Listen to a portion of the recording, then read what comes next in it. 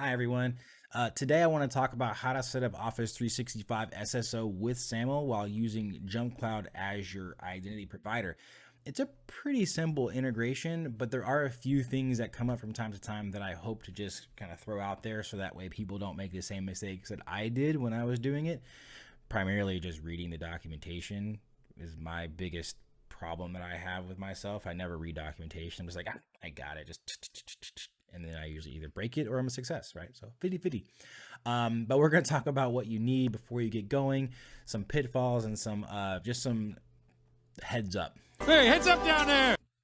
Resources that you're going to need for this is going to have one, a JumpCloud tenant. If you don't have one of those, then I don't know why you're here.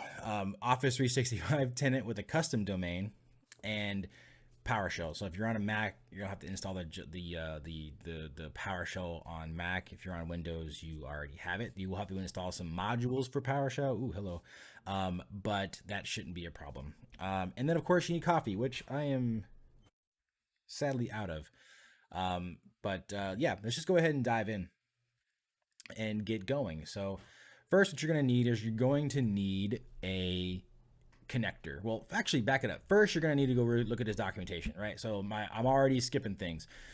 You want to go look at the documentation for the integration on the JumpCloud support site, right? I'll link this in the description, but essentially you can just search for a single sign-on with Microsoft 365, and then you can find this document. Essentially, you can skip all that.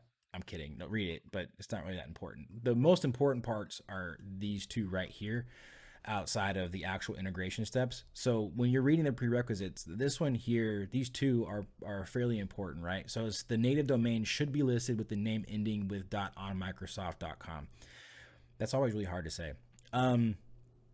Here's the reason. If you're like me, or if you're a small organization that only have one domain, what would probably happen when you set up your Office 365 tenant is that you hooked up your domain and then you made that your default domain and then you've just been using that ever since.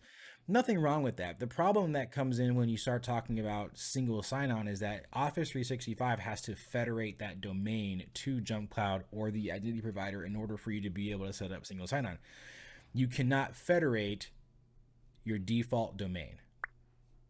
Okay, so you can't federate your default domain. The reason is because when you federate it, basically what's happening is that all identity access management is being handled by the identity provider, right? So if you don't already have another domain in your Office 365 environment, so like domain A is your primary, domain B, but you want to set up domain A as your single sign-on domain, you can make domain B your default, or you can make the .onmicrosoft.com as your default.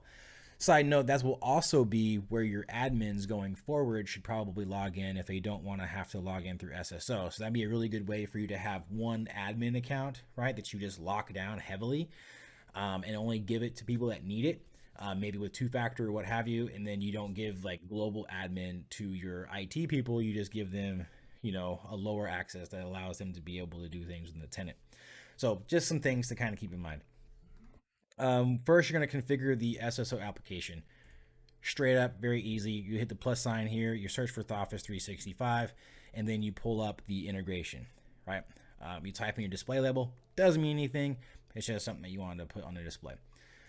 This is where the magic happens. You're going to put your iDP entity ID.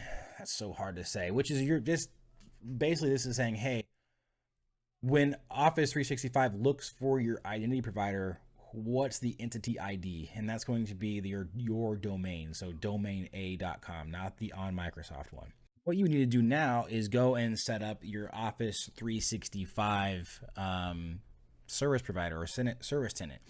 And this is where it's going to get a little fun to do. This is where you actually get to do some IT admin stuff, which I really enjoy doing all the time whenever I get a chance to do it. So looking back in his documentation, we're going to configure your service provider, right? But before we do that, these little important flags, they might be important. The IDP entity field and the IDP initiator URL should match the Microsoft 365 domain that is federated over to JumpCloud. This shouldn't be the default domain, for example, the on Microsoft.com. Okay. So what we're going to do is we're going to have to make sure that we have our default domain in Microsoft 365 cannot be the domain that we wish to federate. So flip over to my admin panel. We have two domains here. We've got my primary domain, which is the one that I am federating, which is what I use to do, single sign-on with, right? So that's where this comes from. And then I also have my .onmicrosoft.com, which is the default domain, right? Which this needs to be your default before you continue on with the rest of the integration. When you're done, this is the final state, is that your domain will say federated and your identities for your on Microsoft will say cloud. But that's basically what this is saying. You can just simply change your domain by setting as default for your on Microsoft. All right, so jumping into that real quick, what we're going to do is we're going to pull up our PowerShell. Magic. Okay. So here's our PowerShell module, and then we're gonna. I already have this module installed, but basically you're just gonna install that module, the MS Online module, and you're gonna hit enter, and that would install the module. Okay, and then you're gonna connect your MSOL service, and this is going to now basically launch your a login, and you're going to sign in with I would say the .onmicrosoft.com domain, and then I would hit next, and then I would throw in a password here. Let me get my password. Bear with me. Sign in. Okay. So now that I'm signed in, what I want to do is, basically logged in, I'm then going to just grab the session. So I'm just going to grab that and just paste it. And I think I've already done this, but we're going to do it again. Okay. And then once we get signed in there, we log in with your global administrator account. That's going to be the next one. You hit enter, and now you are going to get your modules and you're going to log in. No command. Okay, because all those requests are no commands. We should local commands use the. Okay, whatever. Let's clear that out of there. All right, so what we're going to look at now is get MSOL domain. And essentially what this is going to do, you're going to see that when you do this, both domains, all domains are going to show as managed, right? That's going to be the most important thing, is that they both are going to show managed. That's going to be the state that you're in before you start doing this. And then what we're going to do is once you get that, we're going to now install the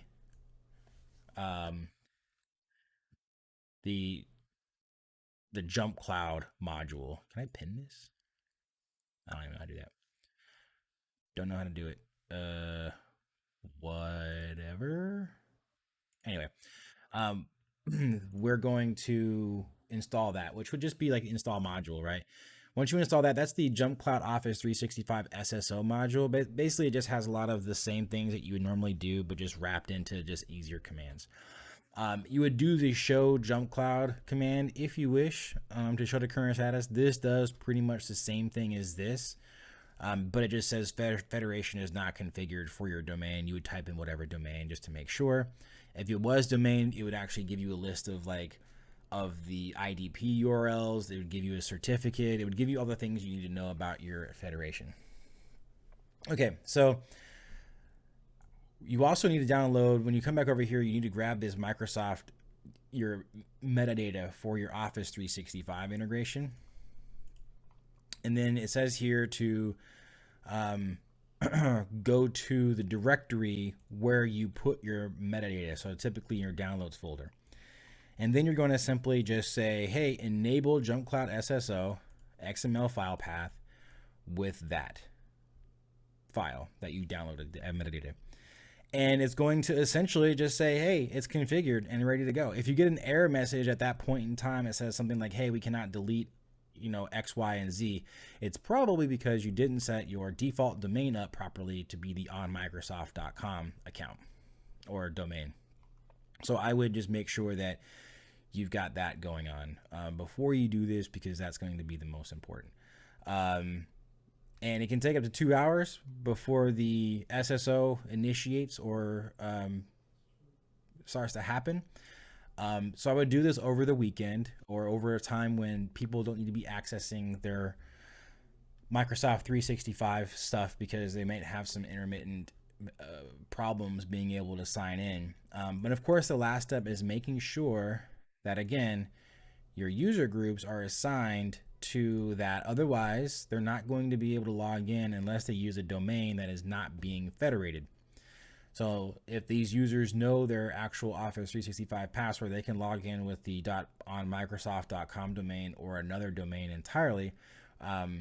But in order for a single sign-on to happen, they need to be a JumpCloud user, and they need to have access to the application. Otherwise, they're not going to be able to get logged in, and that's going to be a very bad Monday. So I hope that helped. I hope that everyone kind of got a good idea as to what the integration looks like. It's pretty straightforward. It's pretty easy once you understand. I think the most ominous thing is that it wants you to be in PowerShell and it wants you to do all these things, but it's really not that complicated. In fact, I kind of like it better, because instead of going into like a web a UI where a lot of other service providers are, because what happens is when you have a UI, they call the entity ID something else entirely, and so you spend a lot of your time just going back and forth. Whereas this one, it's just download metadata, upload metadata, and enable SSO. And as long as your default domain is not the same domain you're trying to federate, it's done. I think it's just the hardest part is just getting connected at that point to the MS Online endpoints. So with that, if you like this video, please let me know. If you don't like this video, cool, don't watch it. Or if you made it this far and you're just now like, I don't like this, then you should probably just, I don't know, watch it again. Just kidding. All right, so take care, and feel free to like and hit that subscribe button so we can get more videos coming out. Thanks.